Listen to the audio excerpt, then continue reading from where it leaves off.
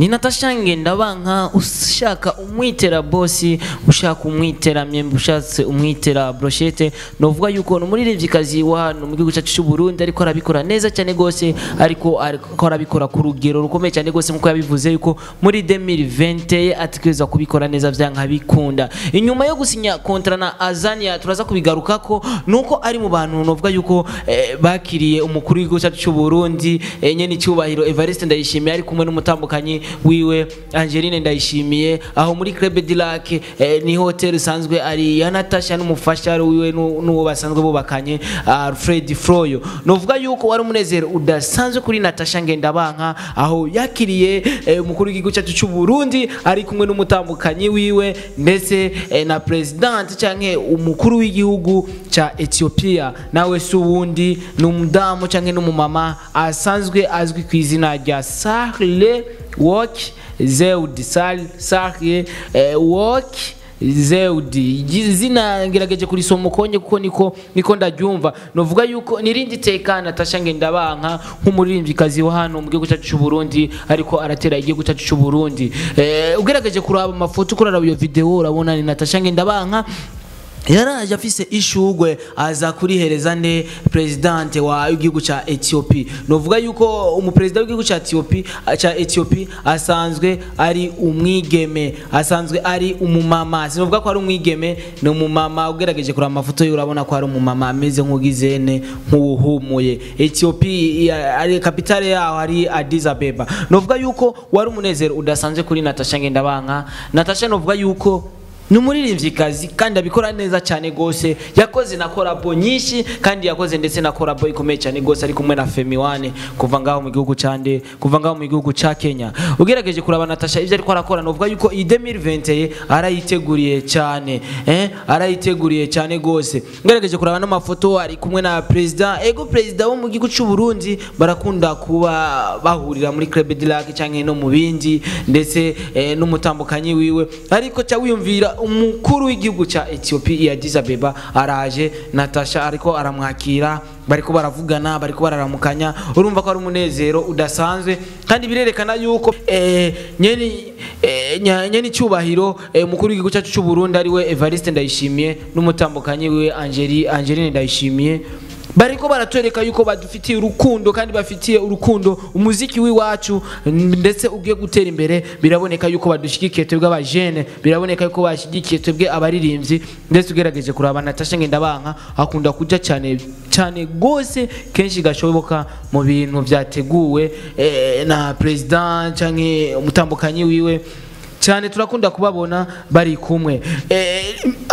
abonetse muri bino birori ni mugiye dusanzwe tuzi yuko misi heze Natasha Ngendabanka aheruka gusinya kontra na Azania novuga yuko isanzwe ihingura isanzwe ihingura ifarine nka Isaac TV tuvuze ati ibi bintu Natasha ariko arakora no nidushobora kuvyirengagiza iyo umuntu ariko arakora neza uravuga ko ariko arakora neza iyo umuntu ariko arakora nabi nahone uravuga ko ariko arakora nabi inyuma rero yo gusinya rero iyo kontra yasinye na Azania isanzwe ihingura ifari nugerageje kuri amafoto novuga yuko Natasha ariko arabikora neza ariko arabagira promo imeze neza cyane gose ariko arabagira promotion imeze neza cyane kuko sometime hari umuntu ushobora guha akazi ukamugira umu ambassadrice me yumuhaye akazi aza kubona ijya kontra baramuhaye amahera aca yicarira ariko ko two turagerageza kuri amafoto Natasha ariko arapostinga yifitiye agafuko ka Azania ariko arapostinga yifitiye agafuko karimo iyo farine bisigura yuko akazi bakamuhaye agashoboye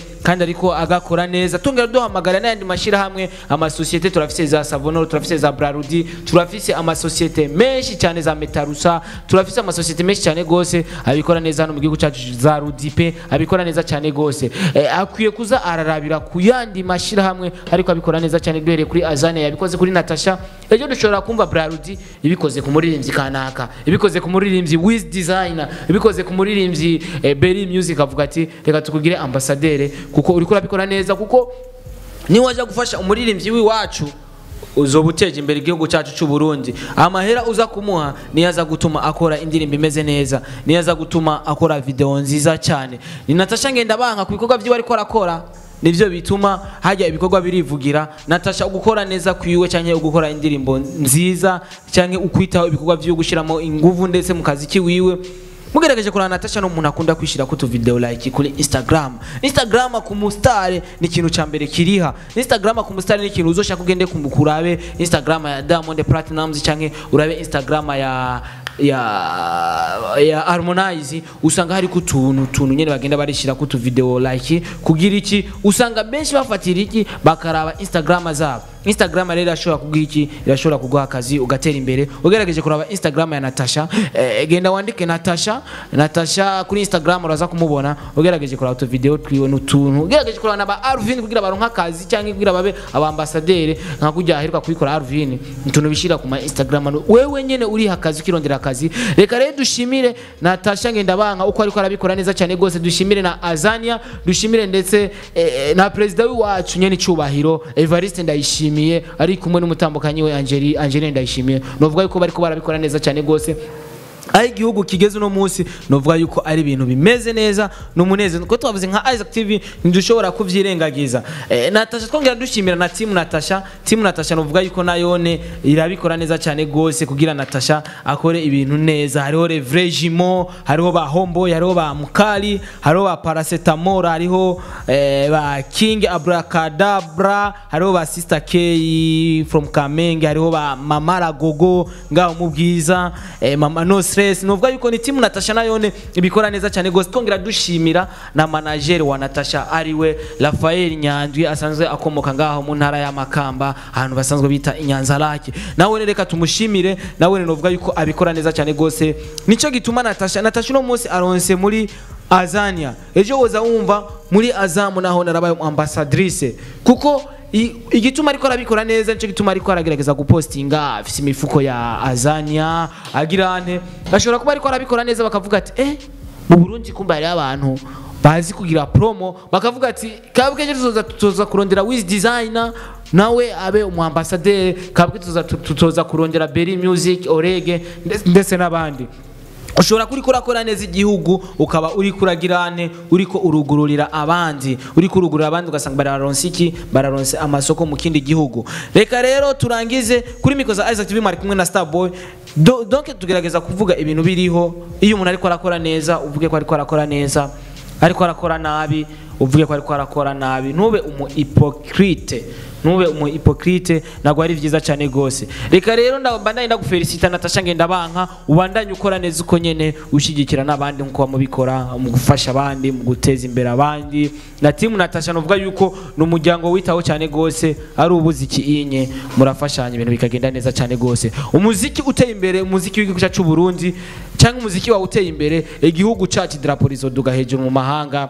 Nkuko bayo mu ambassadrice wa Azania, aho Azania hose iri iravuga ati mu Burundi barafise ikintu, barafise abantu bashoboye, barafise abantu bashoboye kugira iki, kugira promo cyangwa kugira promotion. Ejo ushobora kuronka muri Azam. Nivyo ndakwifurije Natasha ubandanye utera imbere ndetse nabandi baririmbyi babonereho nabo babandanye gutera imbere nkuko uri kurabikora. Reka ndabashimire mwese mu bandanye gukurikirana Isaac TV cyangwa mu bandanye gukurikirana ibiganiro bya Isaac TV, gukurikirana ibiganiro home kimwe ku kindi, Classic Love, comments novuga ko ni biganiro bisanzwe bica kuri Isaac TV, biganiro byinshi cyane. Mubandanye kudukurikirana kudusupportinga. Ni wabona kino kiganiro ze kubuwa mbere kugira share byo byiza gusumba kuko tutabafise ntacyo twokwishoboza. Ni mwarabi ibiganiro by'iwacu canke ukabuwa mbere kugira share cyangwa ukabuwa mbere kubona ibiganiro byacu n'ama abonnement menshi turayashaka kuri Isaac TV. Mugiraho muba mwubahwe team Natasha, famille Natasha, n'abana bawe ndetse nabone babandanye kugirirwa amahirwe ndetse no gutera imbere mu bikorwa byabo. Team Natasha turabakunda cyane nka Isaac TV. Natasha, Raphael mwese turabatahije nka Isaac TV, turabakunda. Bye bye. Mwakoze kudukurikirana cyangwa gukurikirana Isaac TV. Wewe ukurikirana Isaac TV turagukunda cyane gose.